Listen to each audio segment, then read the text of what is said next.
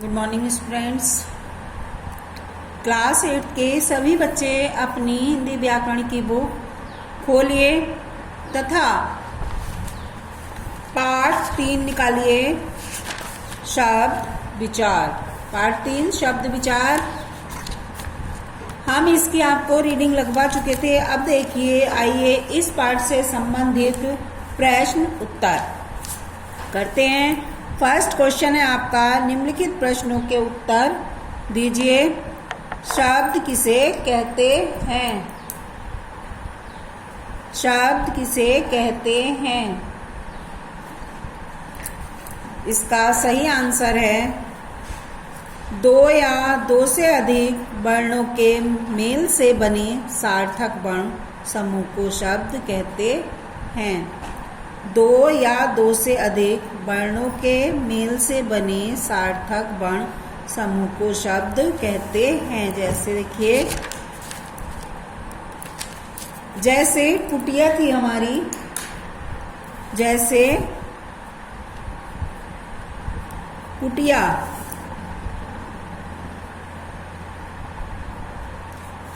जैसे कुटिया है।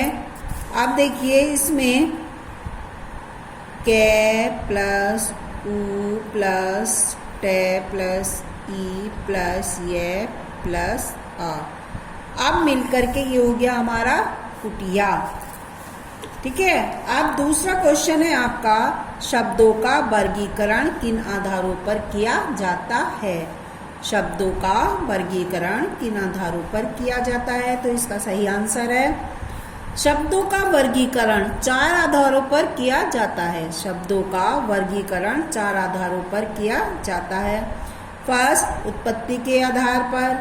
दूसरा, रचना के आधार पर। थर्ड, प्रयोग के आधार पर। और फोर्थ है आपका अर्थ के आधार पर। तो शब्दों का जो वर्गीकरण है वो इन 4 आधारों पर किया जाता है। ठीक है। अब आता है आपका थर्ड क्वेश्चन, योग ऋण तथा ऋण शब्दों में क्या अंतर है? आपको योग ऋण तथा ऋण शब्दों में अंतर बताना है और उदाहरण देकर स्पष्ट करना है। तो देखिए, ऋण शब्द, ऋण शब्द क्या होते हैं? पहले तो ये देखिए, ऐसे शब्द जो विशेष अर्थ को प्रकट करते हैं ऋण शब्द कहलाते हैं। ऐसे शब्दों के खंडों का कोई अर्थ नहीं होता। मान लीजिए हमने उन शब्दों के टुकड़े कर दिए तो उसका कोई अर्थ नहीं होगा। जैसे रे प्लस था, रथ, अगर हम इसको अलग अलग करेंगे, इसके टुकड़े कर लेंगे रे और थे के, तो क्या इसका कोई अर्थ है? तो इसका कोई अर्थ नहीं है। ठीक है। अब आता है योग ऋण शब्द। योग ऋण शब्द वे शब्द होते हैं, वे शब्द जो दो या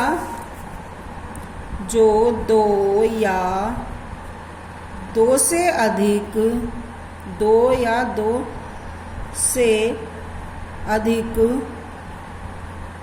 शब्दों या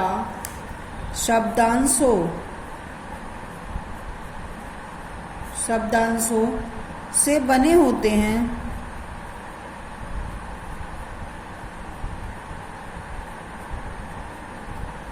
परंतु अर्थ की दृष्टि से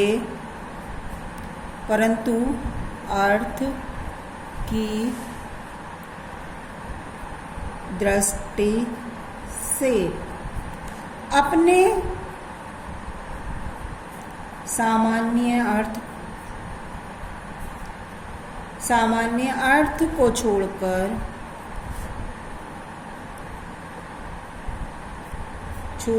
परंपरा से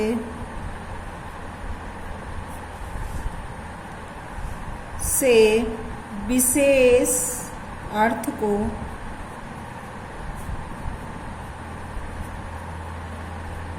प्रकट करते हैं।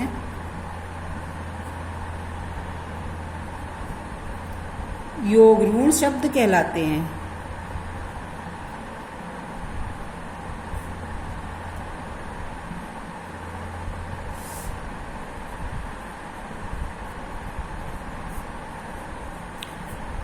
देखिए, वे शब्द जो दो या दो से अधिक शब्दों या शब्दांशों से बने होते हैं परंतु अर्थ की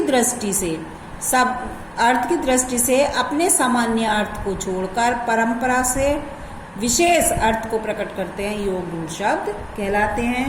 जैसे देखिए, जैसे जलद है, जय प्लस ले प्लस दे बराबर हुआ ये जलद। अब यानी कि जलद हुआ जल देने वाला, जल देने वाला, अर्थात क्या हुआ, ये जल कौन देता है, बादल। ठीक है।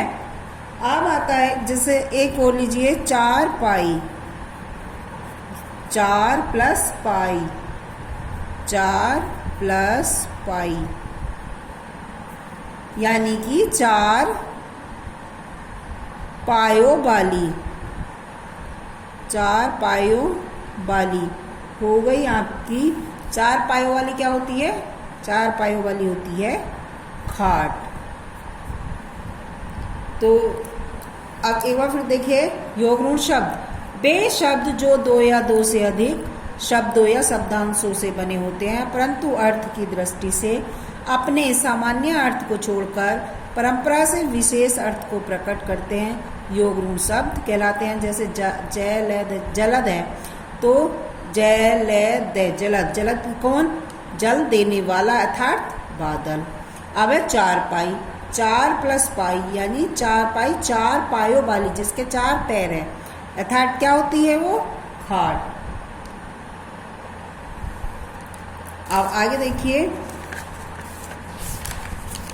इसमें हाँ अथवा नहीं में उत्तर दीजिए। पहला है क्या, क्या प्रयोग के आधार पर शब्द के दो भेद होते हैं, क्या प्रयोग के आधार पर शब्द के दो भेद होते हैं, तो इसका सही आंसर है हाँ। ठीक है। अब आता है क्या जिन शब्दों के खंडों का कुछ अर्थ होता है रूढ़ शब्द कहलाते हैं, नहीं। क्या विशेषण विकारी शब्द है, नहीं, ये अविकारी है।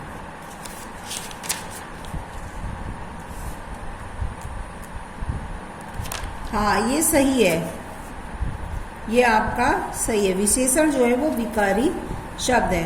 क्या देशज शब्द उत्पत्ति के आधार पर शब्द का भेद है, क्या देशज शब्द उत्पत्ति के आधार पर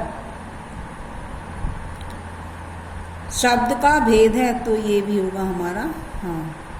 क्या समुच्चय बोधक अविकारी शब्द है, क्या समुच्चय बोधक अविकारी शब्द है, तो इस ये भी हाँ।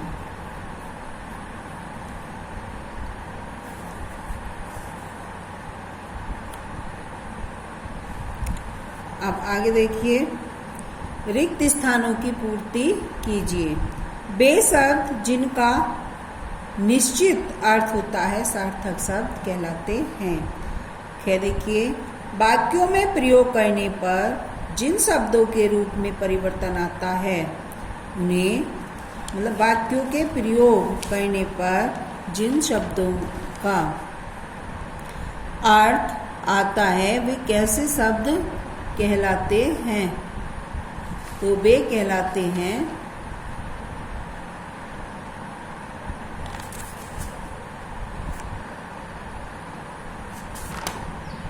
विकारी शब्द। वे विकारी शब्द कहलाते हैं। जिन शब्दों के खंडों का अर्थ नहीं होता उन्हें रूढ़ शब्द कहते हैं, तो इसमें आएगा अर्थ। हिंदी में विदेशी भाषाओं के लिए शब्द कहलाते हैं विदेशज, यानी विदेशी शब्द कहलाते हैं। जो हिंदी में विदेशी भाषाओं से लिए गए शब्द विदेशी शब्द कहलाते हैं। वर्णों के सार्थक समूह को क्या कहते हैं, शब्द कहते हैं। ये इनमें से आपको निम्नलिखित शब्दों में से तत्सम, तद्भव, देशज, विदेशी शब्द अलग अलग करके लिखने हैं, कौन सा तद्भव और कौन सा तत्सम। देखिए, ऊंट, ऊंट जो वो हमारा तद्भव है। थैला, थैला जो वो भी हमारा तद्भव है। रेडियो जो है ये हमारा विदेशी शब्द है। ठीक है, इस तरह से इसमें से छांट करके आपको इसमें राइट करने हैं। अब आगे देखिए, इसमें से छांट करके इसमें लिखने हैं। आज के लिए इतना ही। धन्यवाद बच्चों, थैंक यू।